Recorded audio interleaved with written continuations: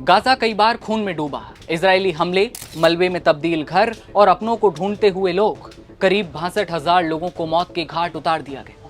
हर बार युद्ध विराम की उम्मीद की जाती है, लेकिन हर बार वो टूट जाती है। लेकिन अब अमेरिका की तरफ से दावा किया गया है कि उनके पास शांति की फाइनल डील है।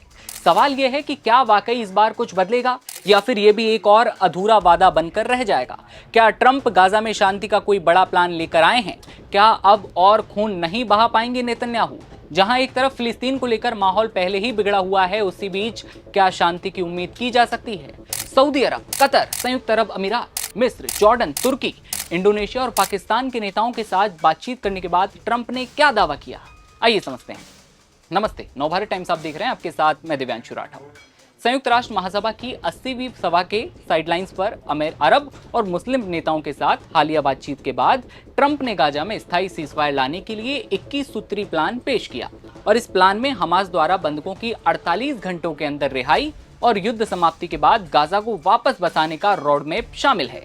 आगे ट्रंप ने ट्रुथ पर पोस्ट करते हुए वार्ताओं की वर्तमान हालात को निर्णायक पल बताया। आगे लिखा कि मध्य पूर्व में महानता हासिल करने का हमारे पास बस एक बेहतरीन मौका है। सभी लोग पहली बार किसी खास चीज के लिए तैयार हैं, हमें इसे पूरा करके रहेंगे। 80वीं संयुक्त राष्ट्र महासभा के दौरान न्यूयॉर्क स्थित संयुक्त राष्ट्र मुख्यालय से निकलने के बाद ट्रंप ने मीडिया से कहा, गाजा के संबंध में हमारी बहुत अच्छी बैठक हुई। इजराइल को छोड़कर सभी बड़े देशों के साथ ये बैठक पूरी तरह से सफल रही। अब इसको लेकर अगली बैठक में इजराइल से बातचीत होगी। अब सवाल यह है कि ट्रंप के गाजा में शांति लाने के प्लान में आखिर है क्या? ट्रंप की माने तो प्लान में स्थायी सीजफायर, इजरायली सेना के चरणबद्ध तरीके से वापसी होना और सभी बंधकों की तत्काल रिहाई और हमास के बाद गाजा में गैर हमास शासन की स्थापना जैसे पॉइंट्स शामिल हैं। अरब राजनयिकों के अनुसार ट्रंप ने सऊदी अरब, कतर, संयुक्त अरब अमीरात, मिस्र, जॉर्डन, तुर्की, इंडोनेशिया और पाकिस्तान के अलग अलग नेताओं के साथ बहुपक्षीय जो बैठक थी उसमें अपने प्लान को रखा। बैठक में कतर के अमीर शेख तमीम बिन हमाद अल थानी, तुर्की के राष्ट्रपति एर्दोगन, जॉर्डन के राजा अब्दुल्ला द्वितीय और दूसरे कई लोग शामिल थे। अरब लीग और इस्लामी सहयोग संगठन के नेताओं ने संयुक्त बयान में युद्ध समाप्ति, तत्काल सीजफायर और बंधकों की रिहाई और मानवीय सहायता की जरूरत पर जोर दिया।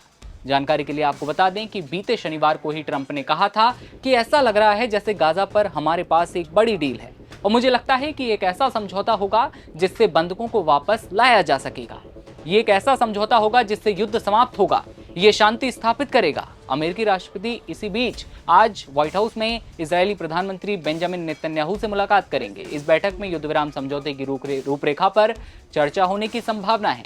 मीटिंग से पहले ही ट्रंप ने मीडिया से कह दिया था कि हमारे पास मध्य पूर्व में महानता का एक वास्तविक मौका है। सभी लोग पहली बार किसी खास चीज के लिए तैयार हैं और ट्रंप ने रविवार को रॉयटर्स को यह भी बताया था कि हर कोई इस समझौते पर हस्ताक्षर करना चाहता है। उन्होंने कहा कि इस प्रस्ताव पर उन्हें इजरायली और अरब नेताओं से बहुत अच्छी प्रतिक्रिया मिली है और उन्हें उम्मीद है कि इससे गाजा से आगे मिडिल ईस्ट में व्यापक शांति स्थापित हो पाएगी। ट्रंप नेतन्याहू की मीटिंग के बाद मिस्र का एक प्रतिनिधिमंडल हमास नेताओं से मिलने कतर जाएगा, क्योंकि हमास को भी इस प्लान में शामिल करने की कोशिश करता हुआ दिखाई देगा। ट्रंप क्या कह रहे हैं ये आपने समझ लिया।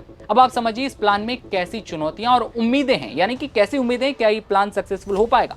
अमेरिकी योजना पर सबसे बड़ी चुनौती बंधकों की रिहाई और हमास का पूरी तरह से निशस्त्र होना है। इजरायली अधिकारियों का मानना है कि अभी यह कहना मुश्किल है कि हमास इसके लिए तैयार होगा। नेतन्याहू ने भी स्वीकार किया है कि कुछ भी फाइनल नहीं है, लेकिन वे आगे बढ़ने की कोशिश कर रहे हैं। अमेरिकी उपराष्ट्रपति जेडी वेंस और जॉर्डन के किंग अब्दुल्ला ने भी इस प्रस्ताव पर सकारात्मक संकेत दिए। हालांकि अभी फैसला इस पर टिका है कि हमास अंतिम डॉक्यूमेंट पर क्या रुख अपनाता है, क्या हमास इस पर साइन करेगा। ऐसे में मिडिल ईस्ट में क्या शांति फिर लौटेगी, क्या खून की जंग खत्म होगी, क्या 62,000 से ज्यादा लोगों की जो मौत हो चुकी है उसके बाद ये युद्ध खत्म हो पाएगा। इन सारे सवालों पर प्रश्न चिन्ह अभी लगा हुआ है। भले ही डोनाल्ड ट्रंप बार बार ये बात दोहरा रहे हैं कि अब बहुत जल्द ये डील हो जाएगी, समझौते के बाद शांति स्थापित हो जाएगी, लेकिन ये तो देखने वाली बात होगी क्या कुछ मिडिल ईस्ट में देखने को मिलता है, क्योंकि मिडिल ईस्ट में जो आग है वो हर बार उठती है, जलती है और उसके बाद फिर शांति की उम्मीद की जाती है और शांति की उम्मीद हर बार टूट जाती है। ये हाल है कुछ मिडिल ईस्ट का, इजराइल हमास युद्ध का, और फिलिस्तीन के बाद ये युद्ध एक नए मोड़ पर भी पहुंचा था। देखने वाली बात होगी आगे क्या कुछ बड़ा अपडेट सामने आता है। आप देखते रहिए नवभारत टाइम्स। नमस्कार।